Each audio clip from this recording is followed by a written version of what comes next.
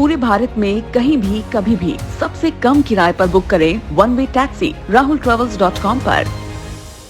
देश विदेश में कृष्ण कथा के जरिए जीवन जीने की कला सिखाने वाले अनिरुद्धाचार्य अंबिकापुर दौरे पर हैं। प्रसिद्ध कथाकार का कहना है कि कृष्ण कथा में ही जीवन का सार है। आज युवाओं को सही मार्ग पर लाने की जरूरत है ताकि देश फिर सोने की चिड़िया बन सके। अनिरुद्धाचार्य से बातचीत की हमारे संवाददाता अभिषेक सोनी ने। कृष्ण भक्ति के जरिए जीवन जीने का सार बताने वाले प्रसिद्ध कथावाचक जो हमारे साथ मौजूद हैं अनिरुद्धाचार्य जी, जो अंबिकापुर पहुंचे हुए थे और यहां कृष्ण भक्ति के साथ साथ जीवन कैसे जिया जाए, लोगों में जीवन जीने की कला क्या होनी चाहिए, वो लोगों को यहां पर बताया और लाखों की भीड़ यहां पर जमा हुई। अनिरुद्धाचार्य जी हमारे साथ मौजूद हैं और सीधे उनसे बात करते हैं कि किस तरह से। अनिरुद्धाचार्य जी, सबसे पहले आपका स्वागत है। किस तरह की जीवन जीने की शैली आपके कथा में मिलती है और लोगों को क्या सार लेना चाहिए?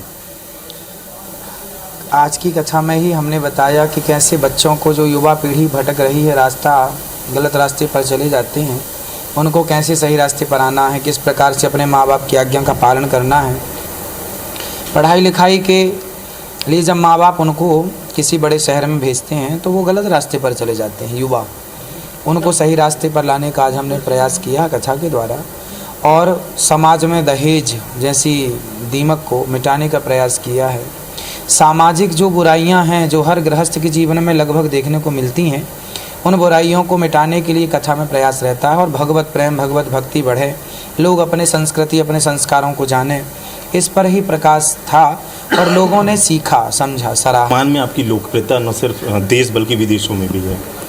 आगामी क्या कोई राजनीति में आएंगे अनिरुद्धाचार्य जी, और राजनीति में आकर क्या देश सेवा की भी मंशा है? हम तो देश सेवा यूं ही कर रहे हैं, बिना राजनीति में आए। राजनीति में आना हमारा उद्देश्य नहीं है और ना ही आने का कोई औचित्य है। हमें तो केवल राजनीति में जो लोग एक्टिव हैं उन्हें मार्गदर्शन देना है कि आपको राजनीति कैसे करनी चाहिए। राजनीति का अर्थ समझिएगा, जिसको नीति करना आ गया, नीति नियम से चलना आ गया, नीति से, वो राज तो करेगा ही।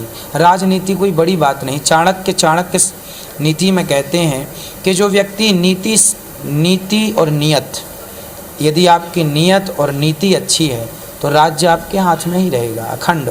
तो व्यास गद्दी जो है वो राजगद्दी से ऊंची होती है, इसलिए व्यास गद्दी ही, राजगद्दी जब भटकती है, बिगड़ती है, तो उसे व्यास गद्दी ही सुधारती है। इसलिए राजनीति से जुड़े हुए लोग कथा सुनते हैं और उनको यही मार्गदर्शन रहता है कि आप देश की सेवा किस प्रकार से करें। युवाओं को क्या संदेश देना चाहेंगे, कैसे वो अपना और समाज का जीवन उच्च स्तर पर ले जा सके? आज के युवाओं को केवल एक ही बात पर फोकस करना है, मन लगा के पढ़ाई करना है, अपने आप को सफल बनाना है। धन्यवाद महाराज हमसे बात करने के लिए। तो ये थे अनिरुद्धाचार्य जी, जिन्होंने साफ तौर पर कहा कि युवा तब तक अपने लक्ष्य की ओर बढ़ते रहें जब तक वो उसे प्राप्त नहीं कर लेते। कैमरामैन दीपक गुप्ता के साथ अभिषेक सोनी, IBC 24, सरगुजा।